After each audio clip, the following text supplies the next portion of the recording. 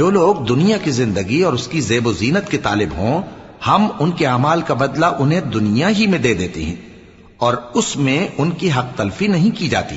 یہ وہ لوگ ہیں جن کے لیے آخرت میں آتش جہنم کے سوا اور کچھ نہیں، اور جو عمل انہوں نے دنیا میں کیے سب برباد، اور جو کچھ یہ کرتے رہے سب ضائع ہوا۔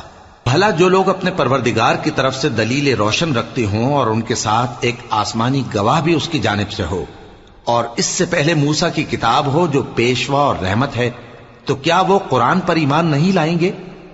یہی لوگ تو اس پر ایمان لاتے ہیں، اور جو کوئی اور فرقوں میں سے اس سے منکر ہو تو اس کا ٹھکانہ آگ ہے۔